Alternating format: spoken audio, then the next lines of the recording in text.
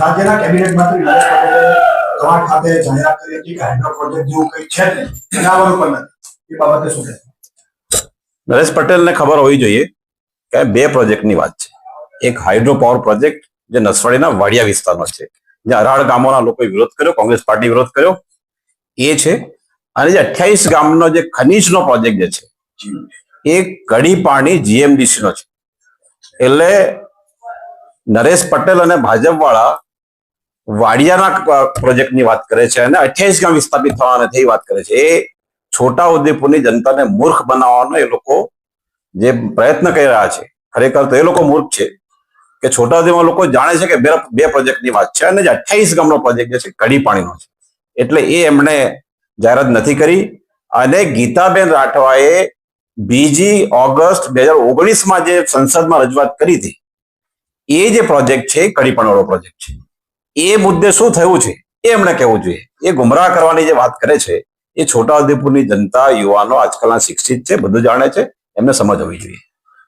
તો એ લોકોનું એવું કેવું છે, નરેશ પટેલ મંત્રી જે છે એમનું પણ એવું કેવું છે કે આ બીજા પક્ષ દ્વારા આદિવાસી ભોળી પ્રજાને ગુમરાહ કરી રહ્યા છે.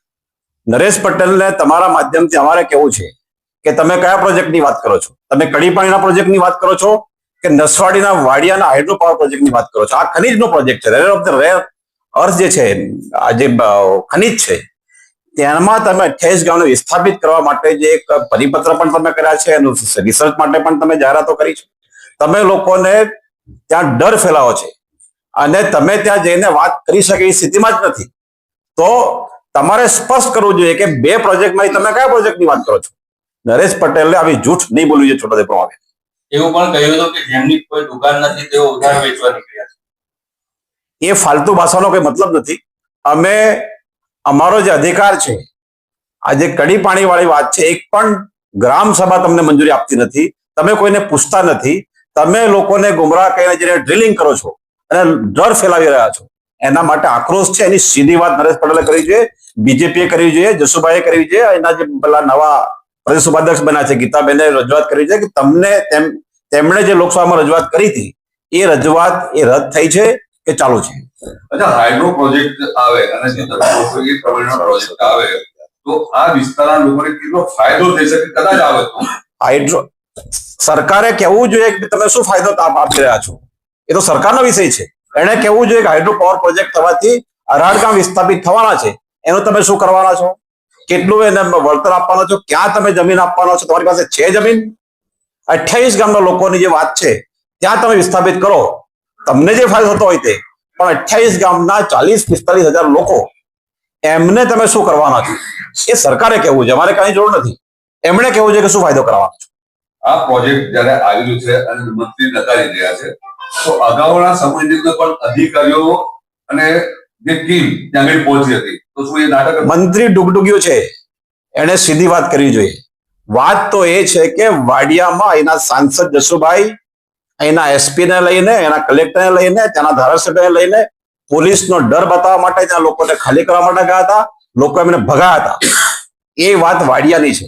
કડી પાણીમાં પણ જઈને જોઈએ, તમે જોઈએ કે શું વાત કરી શકે છે લોકો. એ જ રીતના જાય, નરેશ પટેલ જાય, જસુભાઈ જાય, ધારાસભ્ય જયંતિ જાય, ગીતાબેન જાય અને ત્યાં કડી પાણીના 28 ગામના લોકોને કહે કે અમે તમને વિસ્થાપિત નથી કરવા. આ કહેવાની એમનામાં તાકાત હોવી જોઈએ, દમ હોવો જોઈએ. સર્વે બાબતે તેમને પ્રશ્ન કરવામાં આવ્યો હતો કેબિનેટ મંત્રીને કે આવું સર્વે પણ થઈ રહ્યું છે, તો એવું કીધું કે આ કોઈ સર્વે નથી. કેબિનેટ મંત્રી નરેશ પટેલને ખબર હોય છે કે છોટાઉદેપુર આવીને બોલે છે. છોટાઉદેપુરના લોકો મૂર્ખ નથી. છોટાઉદેપુરના લોકો હોશિયાર છે, જાણે છે, કાયદા કાનૂન સમજે છે, એના યુવાનો ભણેલા છે. આવી ફાલતુ વાતો ઉદેપુર આવીને નહીં કરવી જોઈએ. અને આવું જો ખબર ના પડતી હોય તો એમણે અહીંયા આવું જ નહીં જોઈએ.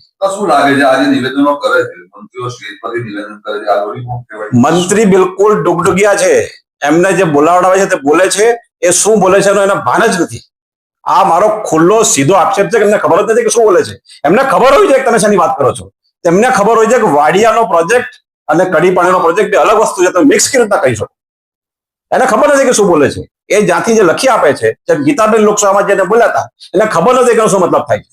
એમ આ બોલે છે, કોઈ બીજો ફરક નથી. આધાર પુરાવા વગર તો બોલતા નહીં હોય. આધાર પુરાવા હોય તો બતાવે ને. તો પત્રકાર છે, માંગો ક્યાં છે આધાર પુરાવા? બતાવી દે. જો બતાવે તો અમે વાત કરીએ કે શું છે. અમારી પાસે આધાર પુરાવા છે. કે સરકારે એક પરિપત્ર કહીને રિસર્ચ ત્યાં કરાવ્યું છે, ત્યાં ડ્રિલિંગ કરવા જાય છે, એ લોકોને પણ ખબર છે, અમને પણ ખબર છે. એમને શું ખબર છે? એમને બતાવવું જોઈએ. ટેન્ડરિંગ થયું છે, લોકો જાણે છે, લોકો કેટલા આવેદન પત્ર આપ્યા છે.